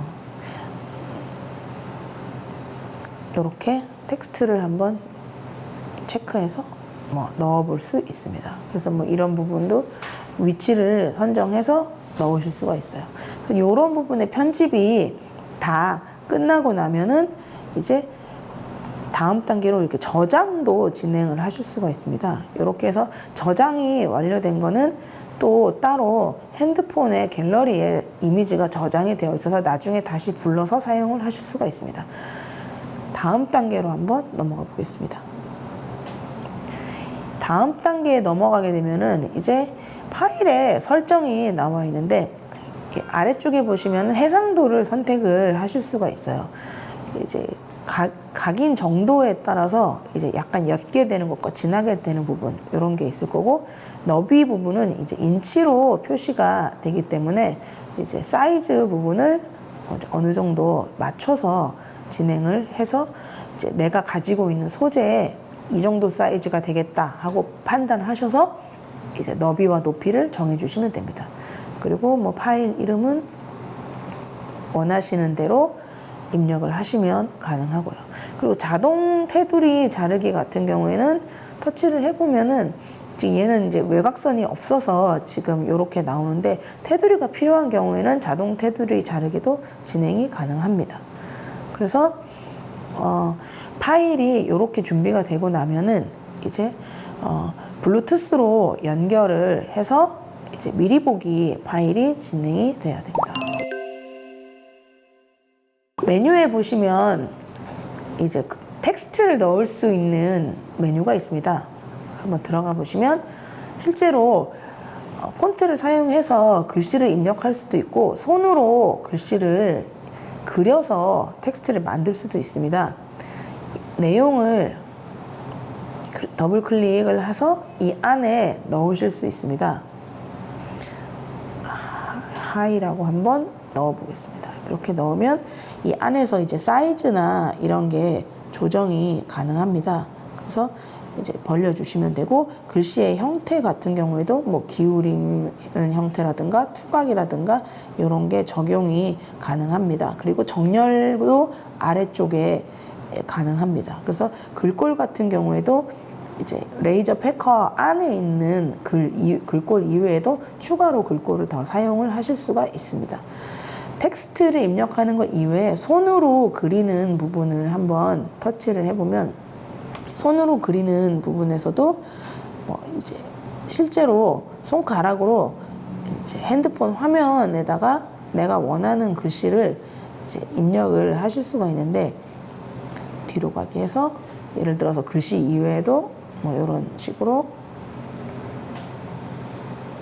하트라든가 이렇게 해서 이 부분을 체크를 하시면 이게 그대로 파일로 보내서 내가 쓴 손글씨라든가 사인이라든가 이런 부분도 이제 크기를 정해서 각인이나 커팅을 진행하실 수가 있습니다. 됐어요. 다시 처음. 메뉴에 보시면 소재 부분이 있는데 소재를 들어가 보시면 기존에 이제 넣어져 있는 파일들이 있습니다. 그래서 우리가 파일을 당장 이제 뭐 다운받기가 어렵거나 아니면은 뭐 이 안에 있는 파일이 마음에 들거나 이럴 때는 선택을 하시면은 바로 요게 그 다음 단계로 진행이 되면서 해상도 부분이나 사이즈 부분을 조정을 하면 곧바로 이미지를 저장을 하실 수도 있고 블루투스로 장비를 보낼 수도 있습니다. 네, 지금까지 레이저 패커 어플 안에서 사진이나 텍스트나 소재를 설정해서 파일을 만드는 방법을 해봤습니다. 직접 파일을 각인을 진행하기 전에 주의사항을 먼저 말씀드리면 레이저 장비는 레이저 각인기나 레이저 조각기나 어떤 장비를 사용하든 간에 안전관리가 가장 중요합니다. 그래서 소재를 태워서 각인이나 커팅이 진행되는 장비이기 때문에 항상 이제 환기가 잘 되는 공간에서 작업을 진행을 하셔야 하고 작업을 시작하고 끝날 때까지 언제나 지켜보셔야 됩니다. 그리고 레이저 불빛은 눈에 좋지 않다 하기 때문에 직접 레이저를 바라보는 일은 없도록 하시고 이제 소화 장비나 이런 거를 가까이에 두시고 중간중간 환기를 시키면서 작업을 끝까지 살펴보시는 것을 추천드립니다. 지금 저희가 이제 이미지를 옮기는 부분까지는 진행을 했기 때문에 지금 여기 공간이 환기가 조금 잘 안 되는 공간이어서 환기가 잘 되는 공간으로 이동을 해서 나머지 작업을 진행하겠습니다. 네, 레이저 패커를 가지고 환기가 잘 되는 공간으로 이동을 했습니다. 여러분들도 장비를 사용하실 때는 항상 환기가 잘 되는 곳에서 하시고 그리고 이제 시력 보호를 위한 이런 보안경과 그리고 이렇게 가림막을 준비를 항상 하고 귀찮아도 꼭 같이 진행을 하시면 좋을 것 같습니다. 일단 저희가 준비했던 파일들로 각인을 진행을 해볼 건데요. 네, 첫 번째로는 저희 레이저 패커 메뉴에 있는 사진을 한번 넣어보는 작업을 진행을 해보겠습니다. 메뉴에 보시면은 사진 메뉴에 선택을 하면 카메라 롤에 접근이 가능합니다. 그 중에서 이제 원하는 이미지를 선택을 하시고요. 선택이 완료되면 이제 편집 모드에 들어가게 됩니다. 그러면 여러 가지 메뉴 중에서 일단 프린트, G코드, 흑백, 스탬프 여러 가지가 있는데 이제 설정을 바꿔가면서 한번 테스트를 해보시면 좋을 것 같습니다. 프린트 같은 경우에는 조금 이제 이미지를 크게 작게 해가면서 이제 테두리를 좀 살펴보시면 좋을 것 같고요. G코드 같은 경우에는 선이 주로 나오는 그리고 레이어가 나오기 때문에 작은 이미지를 진행할 때는 좋을 것 같습니다. 그리고 흑백 이미지, 저는 지금 여기 나와 있는 흑백 이미지를 가지고 한번 각인을 진행을 해보겠습니다. 요게 선택이 되고 나면은 체크박스를 선택을 하시고 그리고 나서 이제 사이즈를 절단을 하거나 텍스트를 넣거나 아니면 이제 마음에 들지 않는 부분이 있을 때는 지우개 도구를 사용을 하시면 됩니다. 일단 저는 정사각형 모양으로 한번 절단을 해보겠습니다. 원하는 형태 안에 사이즈가 맞아지면 체크하시고 다음 단계로 넘어가셔도 됩니다. 아니면 이 이미지 자체를 다음번에 또 같이 사용을 하실 거면 저장을 하면 이제 핸드폰 안에 이미지가 저장이 됩니다. 다음 단계로 넘어가 보겠습니다. 파일이 이제 설정이 되어 있는 상태고요. 해상도는 원하는 해상도로 선택을 하시면 되는데 높은 해상도일수록 각인에 시간이 조금 더 걸립니다. 그래서 어느 정도 너비로 진행을 하면 좋을지 저는 한번 1.5인치 정도로 진행을 해보겠습니다. 그리고 파일 이름은 1234라고 해보겠습니다. 이렇게 파일이 준비가 되고 나면 메뉴 중에 미리 보기가 있습니다. 장비를 사용할 때 또 소재가 있는데 이 소재의 사이즈는 굉장히 다양할 수도 있고 두께도 다양할 수 있습니다. 먼저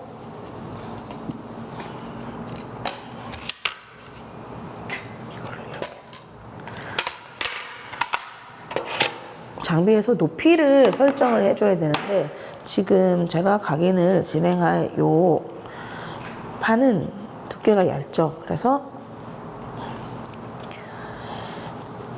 높이를 설정하는 방법은 자를 사용하는 방법이 있고 아니면 장비에 보면 이렇게 다리가 있습니다. 이 다리를 펼쳐서 높이를 설정을 하실 수도 있습니다. 그러면 소재에 맞는 높낮이를 조정해 보겠습니다. 먼저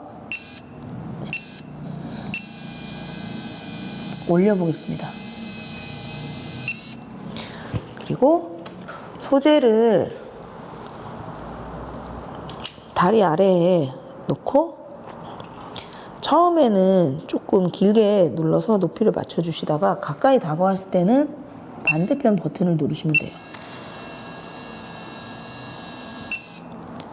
그래서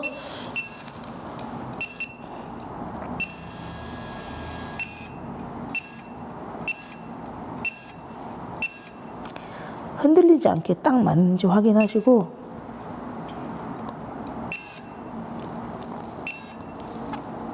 네, 맞습니다. 그러면 다리를 올려서 높이를 설정하시면 됩니다.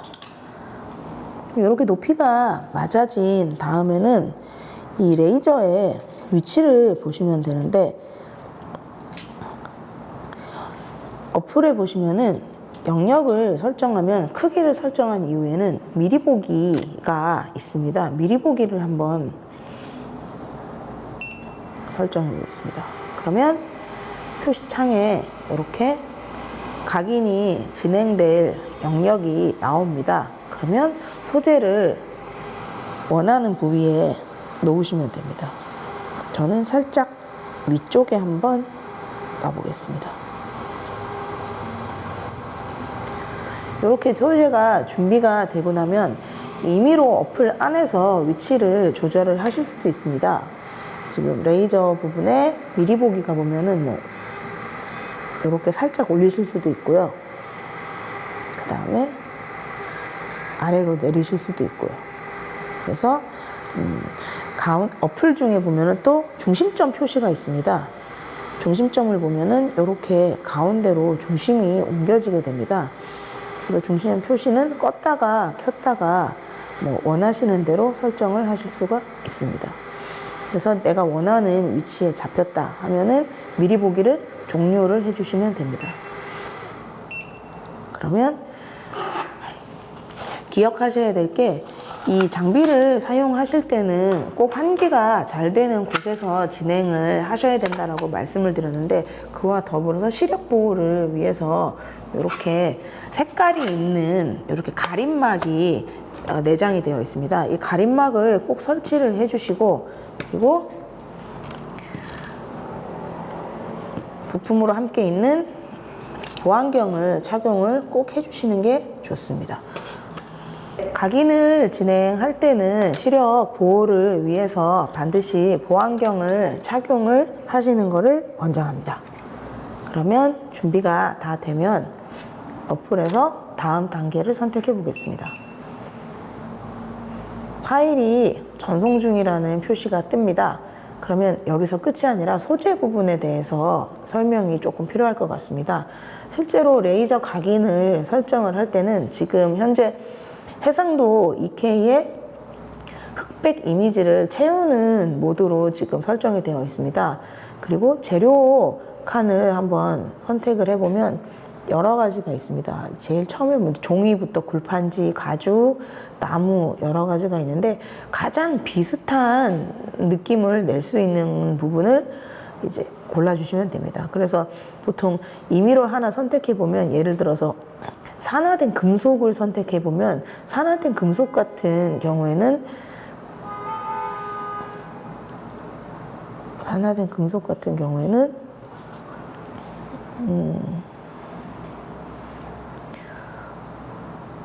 파워가 100에 깊이가 10 이런 식으로 설정이 되고, 돌 같은 경우에는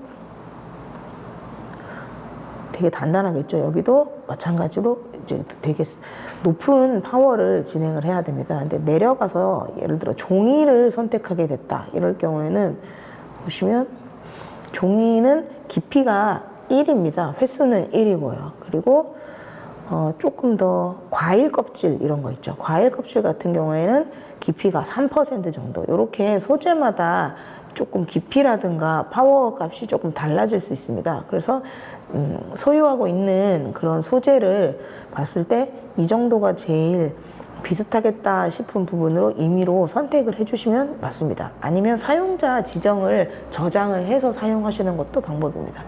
지금 제일 비슷한 소재로 지금 캔 부분을 재료로 사용을 했고, 파워 100에 깊이 3, 횟수는 1번입니다. 그래서 아래쪽에 보면은 주의사항으로 반사가 잘 되는 재질에는 각인하지 마세요라는 문구가 나와 있습니다.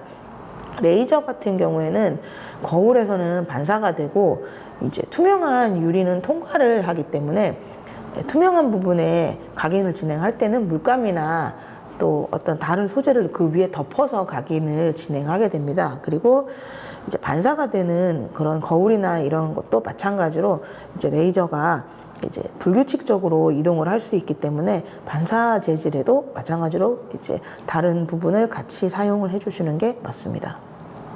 네, 그러면 각인을 시작해 보겠습니다. 그러면 창이 뜨고 한 4초 정도 후에 시작이 됩니다. 그러면 레이저 작업 구역에 안전을 확인하라는 경고등이 나옵니다. 그리고 지금 온도가 올라가고 있는 게 나옵니다. 그리고 각인 중이라고 되어 있는데, 이 레이저 각인의 경우는 위험성이 있기 때문에 여기도 각인을 일시 정지하거나 아니면 임의로 이제 각인을 중단할 수 있는 그런 이제 메뉴가 있습니다. 그래서 혹시나 이제 각인을 진행하다가 여기에서 갑자기 불꽃이 인다거나 아니면 이 소재에 맞는 파워 값이 아닌 값을 설정한 것 같다라고 생각하실 때는 종료를 하시거나 아니면은 일시 정지를 선택하시면은 이제 중단하실 수가 있습니다. 지금 저희가 보고 있는 소재는 지금 각인이 잘 되고 있습니다. 근데 주의사항 말씀드렸다시피 항상 보안경을 착용을 하시고 가림막을 이렇게 색깔이 있는 가림막을 사용해서 직접적으로 레이저 빛을 바라보는 일이 없도록 하시면 좋을 것 같습니다. 그래서 이 소재 같은 경우에는 지금 현재는 되게 작은 소재를 사용을 했는데 저희가 이제 부품으로 따로 오고 있는 이제 롤링 부품을 사용하게 되면은 조금 더 긴 소재도 각인이 가능합니다. 그래서 이미지 편집을 할 때 저희가 오늘 잉크스케이프를 사용을 해서 텍스트도 넣고 그 다음에 도형이나 이런 거를 그려봤습니다. 그 이미지를 이제 핸드폰으로 옮겨온 다음에 옮겨온 이미지를 이렇게 작업을 해서 각인을 하는 게 가능하니 한번 여러 번 시도를 해보시는 걸 추천드립니다. 각인이 끝났습니다. 네, 재료를 한번 확인해 보겠습니다. 한 가지 또 주의사항을 말씀드리면, 일단 각인은 엄청 예쁘게 잘 나왔습니다. 근데 기억하셔야 될 게 레이저 각인의 경우에는 이제 레이저 빛을 가지고 소재 표면을 태워서 각인이 진행이 되기 때문에 잊지 말으셔야 할 게, 항상 이 표면에 잘 보이지는 않지만 이제 탄 흔적이나 이런 게 남아 있을 수 있습니다. 그래서 이런 부분에 특히 뭐 어린이 장난감이나 이런 거를 각인을 진행하셨을 때는 아이들한테 주시기 전에 한번 깨끗이 세척을 해서 이물질을 닦아내는 과정이 필요하기 때문에 한번 제가 닦아 보겠습니다. 네, 이렇게 닦아서 사용하시기를 추천을 드립니다. 일단 이 소재는 예쁘게 잘 각인이 됐습니다.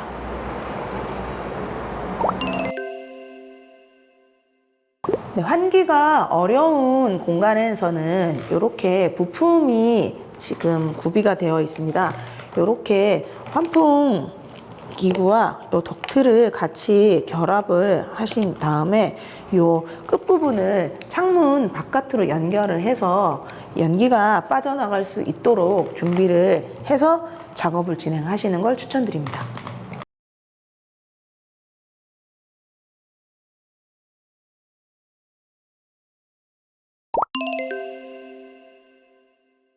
이렇게 설치가 됐고 각인을 한 번 더 진행해 보겠습니다.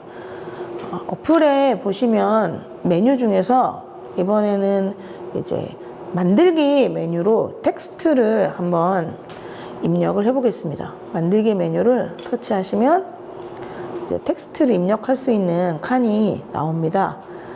내용을 더블 클릭을 하고 안에 글씨를 한번 넣어 보겠습니다. 만화라고 한번 넣어 봤습니다. 그리고 확인. 그러면 이제 이 안에 정렬이나 뭐 양쪽 정렬, 가운데 정렬 이런 거를 맞추실 수도 있고요. 그 다음에 뭐 글자의 기울기나 이런 것도 이제 변형을 주셔서 원하시는 대로 선택을 하실 수가 있습니다. 그러면 다음 단계로 한번 넘어가 보겠습니다. 네. 이런 경우에도 앞에서 진행했던 것과 방식은 동일합니다. 이제 해상도 부분인데 처음에 진행했던 파일은 이제 가장 높은 해상도로 했고 이번에는 가장 낮은 해상도로 한번 텍스트를 진행을 해 보겠습니다. 그래서 일단 너비를 한번 1로 맞춰 보겠습니다. 그리고 파일 이름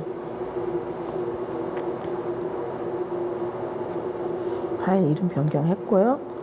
그리고 요 미리 보기를 진행하기 전에 이제 소재 부분을 선택을 하고 선택한 소재의 높이를 다시 맞춰주는 작업을 진행을 하셔야 되는데 요 높이 부분은 이제 매 작업이 끝난 이후에 이제 자주 진행을 해주시는 게 좋습니다. 그래서 처음에는 저희가 자를 가지고 진행을 했었는데 두 번째 이렇게 이제 덕트가 설치가 되는 환풍기 같은 경우에는 이제 높이를 내려서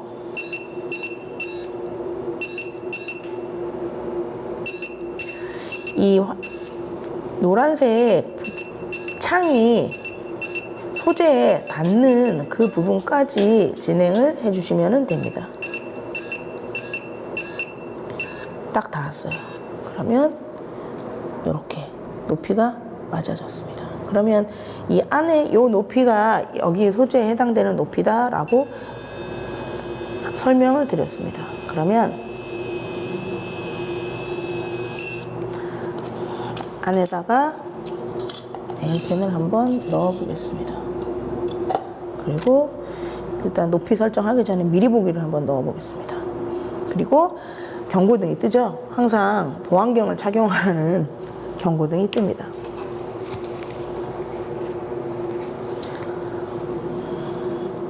확인을 선택하고 지금 위치가 옆쪽이에요.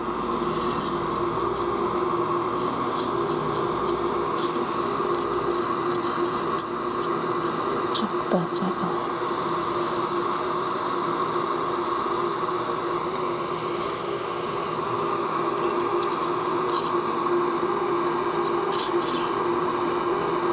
잘라야겠다.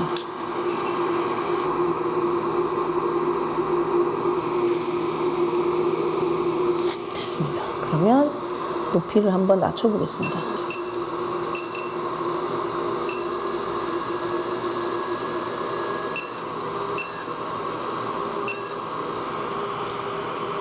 네. 그래서 한번 미리 보기 한 번 더 확인해 보고 종료되면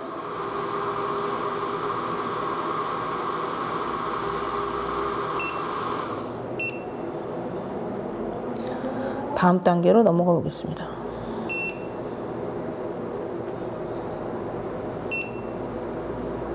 재료에 대해서 이제 선택을 해야 되는 창이 떴습니다.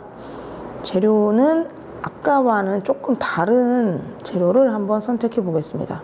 산화된 금속. 이런 경우에는 이제 파워가 100에 깊이가 10이어서 약간 아까보다는 각인이 좀 깊게 나올 것 같습니다. 그리고 이제 소재 자체가 반사가 되지는 않기 때문에 각인을 시작해 보겠습니다.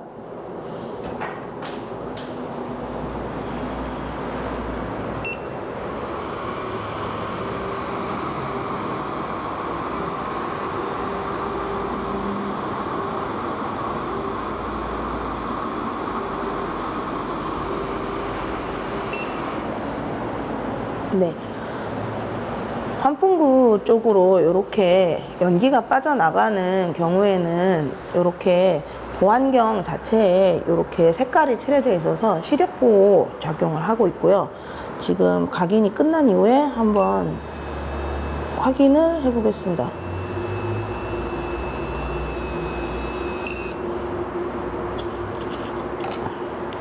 네, 글씨가 예쁘게 각인이 됐습니다. 네, 작업이 끝난 이후에는 이 화면을 보시면은 저장을 해 놓을 수가 있습니다. 그리고 이 내가 했던 작업을 이제 공유를 할 수가 있습니다. 그래서 이 공유한 부분을 이제 이 같은 이제 사용자들끼리 이제 나눠서 게시를 할 수가 있습니다. 그래서 그런 부분도 있다라는 것을 설명을 드리고, 편집을 해서 또 이 이미지를 핸드폰에 저장을 해서 다음에도 다시 작업을 진행하실 수가 있고요. 또 같은 작업을 반복해서 여러 개를 진행을 하는 경우도 있습니다. 뭐 예를 들어서 방금 진행했던 요 목걸이를 이제 많이 이제 작게 이제 여러 개 생산을 해야 되는 경우, 이런 경우에는 반복 작업을 할 수 있는 다시 조각하는 메뉴가 있다는 거 기억해 주시면 좋을 것 같습니다. 그래서 작업이 끝나면 돌아가기. 그래서 이제 이 작업 같은 경우에는 항상 기억하실 게, 이제 화재 예방이나 이런 것 이후에도 항상 이제 주변 정리를 하는 부분에서 각인을 한 이후에는 이제 찌꺼기나 이제 몸에 안 좋은 부분들이 있을 수 있기 때문에 이제 깨끗하게 청소를 하는 부분을 꼭 유념을 해 주시고, 이제 이 파워뱅크 같은 경우에는 전원을 뽑으면은 이렇게 연결이 끊어지는데, 이제 야외에서 사용하실 경우가 많기 때문에 이 휴대성을 높이기 위해서 파워뱅크 같은 경우에는 이제 미리미리 충전을 해 놓으시면 좋고요. 그래도 혹시 이제 파워뱅크가 이제 배터리가 다 됐을 때는 일반 배터리 콘센트에도 이제 꽂아서 사용을 하실 수 있기 때문에 그 부분도 이제 같이 준비를 하시면 좋을 것 같습니다. 네.